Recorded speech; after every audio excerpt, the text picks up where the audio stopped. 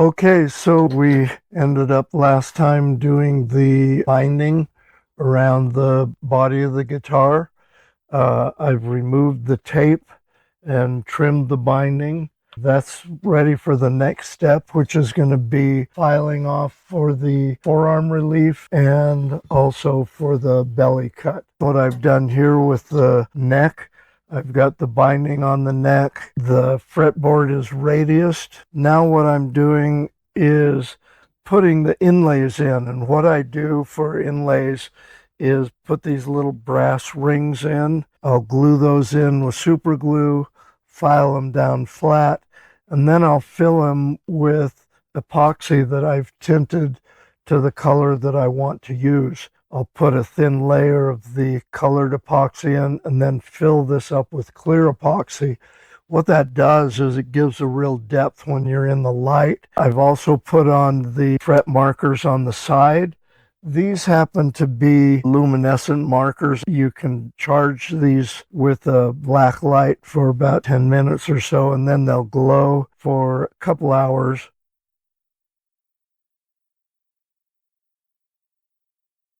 Okay, we're going to do the belly cut first.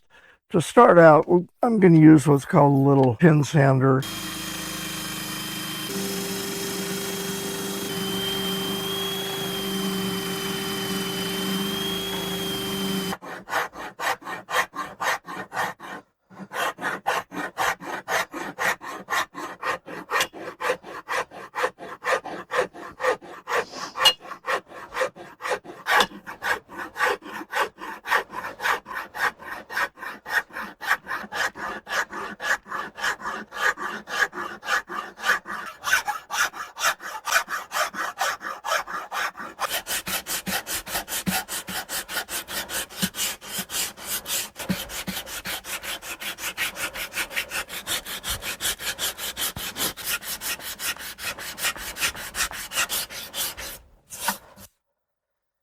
Okay. Smooth. Just right for a big fat gut like mine. Make sure it's nice and smooth and even curvature. Otherwise, when you get the finish on, it really shows, and you don't want it to be bumpy. So, final sanding with these good old fingers so you can actually feel. There's no substitute for feeling with your fingers. Okay, we got the belly cut done. We're going to go ahead and cut in a forearm relief here. We're going to start up just removing a lot of bulk of material using a belt sander with a real coarse grit belt on it.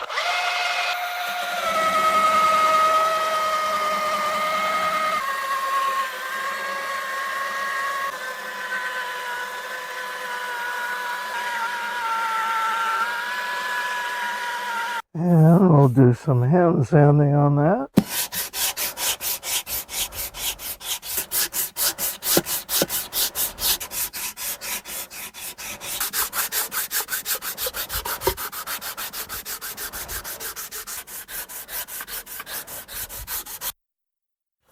We got it now. Yeah. Feels good. It's got to feel good. It's got to play good. It's got to look good. 3 criteria for an electric guitar. And sound good. That's part of playing good. Next thing we're going to do is drill the bolt holes for the neck.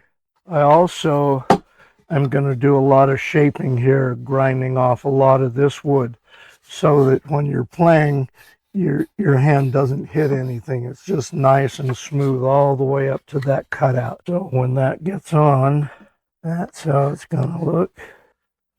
And of course, this wood is going to be all rounded off down there.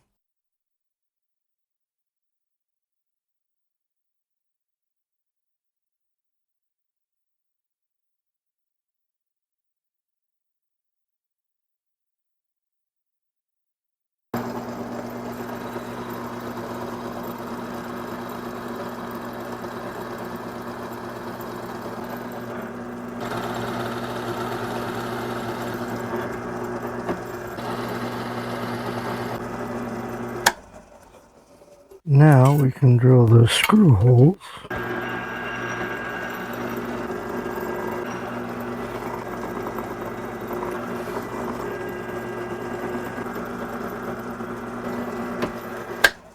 Okay, looks good. Make sure it's the right size to hold these screws. Perfect. Now we can rasp off some of this excess wood.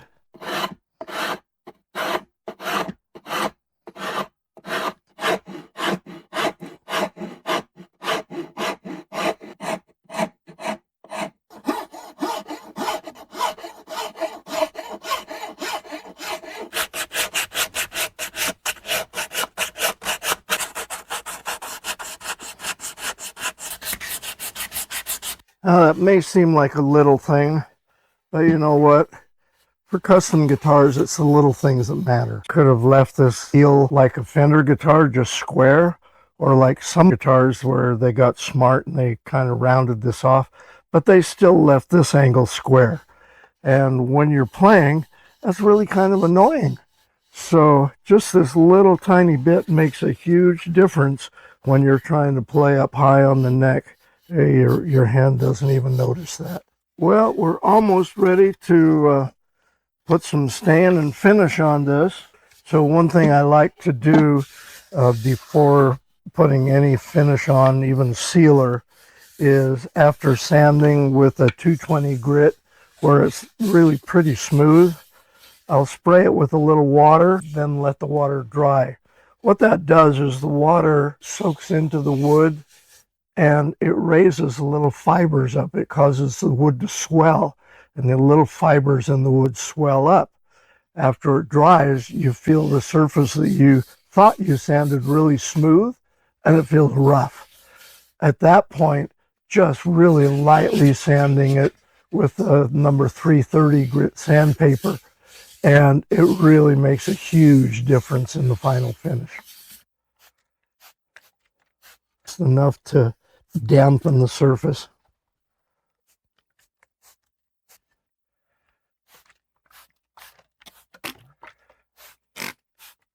After the finish is on, when you put water or alcohol on the surface of the wood, it really brings out the texture of the grain.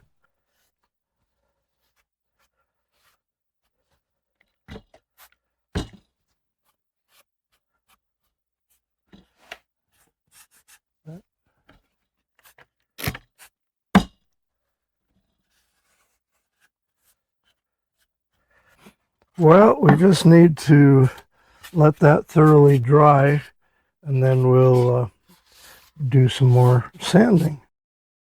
Today we're going to do some work on the neck of the guitar. We'll be drilling the holes for the machine tuners, and we'll be doing the basic shaping of the neck. So the fretboard is essentially done. We've got the fretboard radius, we've got the inlays in.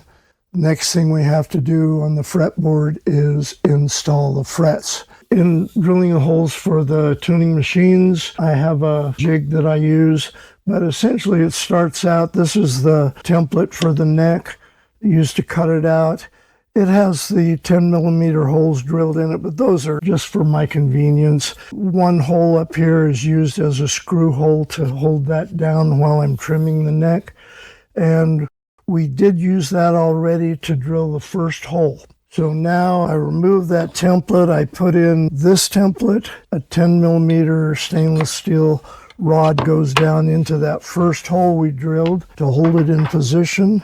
Then we start on the opposite hole. I've got another rod we'll place in there and continue all the way down. Actually, I've already drilled this hole for the sake of time, so we'll get that rod in there now. Oh, actually, I want to work from the other side. It's easier at this point. Okay, so those rods hold this steel template in place so there's no movement. These are 10 millimeter holes, and we'll just go ahead and get them going.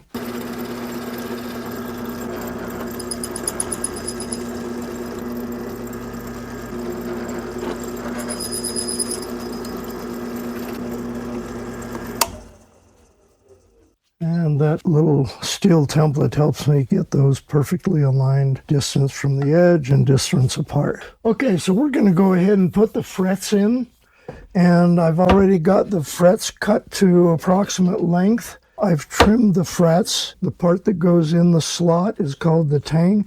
That's been trimmed off so that when it goes on the neck, the fret can actually fit over the binding, and the tangs will be in between the two bindings.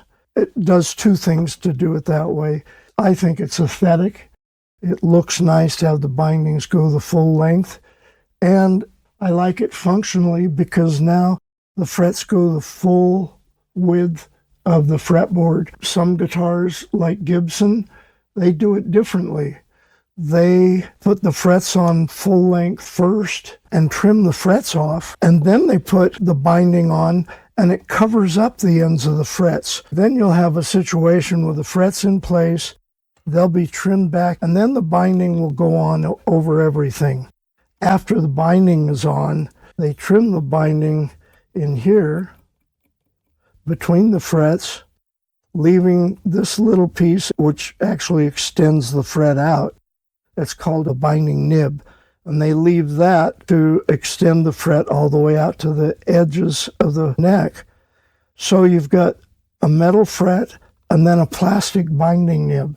The problem is now you've got a little joint between the plastic binding and the end of the fret. So as a result, when you're playing the guitar and you're pulling the string, if the string rubs across there, you may hear it kind of click. And you can imagine with your guitar plugged into an amplifier and turned up loud, it amplifies that noise and you hear that click.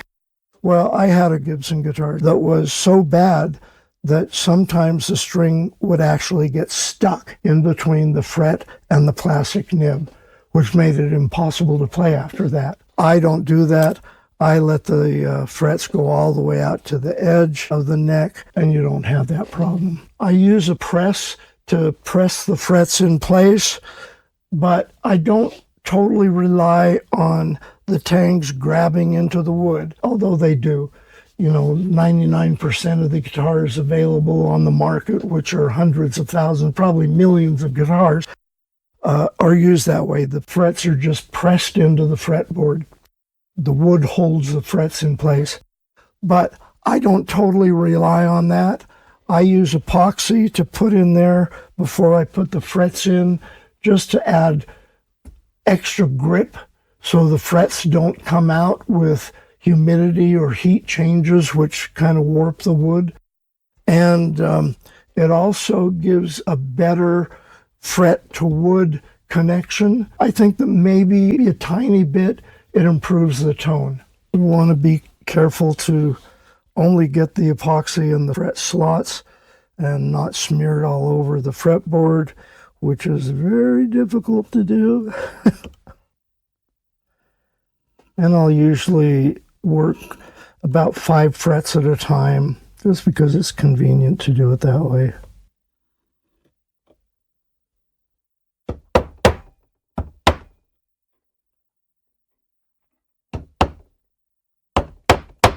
Okay, now we'll press them in.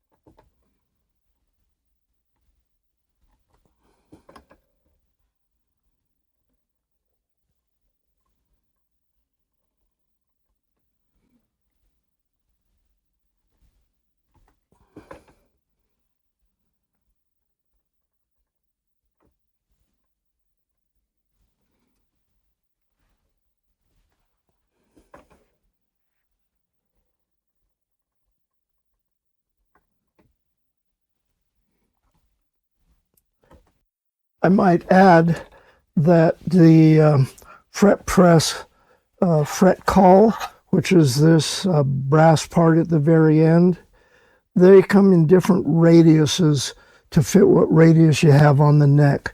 This is a 10-inch. My necks are usually 10-inch radiuses. I've got calls that are 7 1/4, 9 1/2, all the way up to 18-inch radiuses, which are very flat. I like the 10-inch radius. So if the fretboard is finished 10-inch radius, the call is matching 10-inch radius. This is somewhat tedious and time-consuming, but I feel the results make it worth it. Most people don't realize the frets are curved more than the fretboard when they're installed. Maybe you can see that. You see a little space right in the middle of the fret. And the reason for that is frets have these little pyramid triangular shaped bumps in them on the tangs. That's what grips into the wood of the fretboard. But you don't just start with a flat fret and push it in. You start with a fret that has more curve than the fretboard. And what that does is the frets go into the wood, and then those little bumps on the tangs are pushed to the side. So those little tangs go into the wood, then they go to the side, and it locks them in. So it's not just going straight down in where the frets might be able to work out real easily, but it pushes them in and pushes them to side, locks them in place. But I still use epoxy to glue them in, just for a better connection, better resonance, better tone, and greater longevity of the frets. On one neck that I was doing, I was at this last one, and you can see the fretboard isn't supported by much. And here I was pushing away, and it just broke the end of the fretboard off. Did you be able to fix it? Well, what I ended up doing is making a neck like Telecaster, where the fretboard doesn't extend out beyond the neck. I just trimmed it flush with the neck. One thing the manufacturers don't do when they're putting the frets in the neck is they'll get the frets installed and they'll trim the ends off and they'll be done with it. Unfortunately, they depend upon the fretboard, the wood fretboard, being perfectly flat and every fret being absolutely perfectly uniform with all the other frets they put in, and then they're done with it. They put it on the market. But I don't depend on that, because you can have a fret that's 1/100th of a millimeter off from the other frets, and you'll get buzzing, especially if you've got a guitar with a player that wants very low action. Any little tiny difference like that, you get fret buzz. So when I finish with putting the frets in, trimming the ends off, I always do a fret level just to make sure they're absolutely perfect. That's what you get with custom guitars, not with manufactured guitars.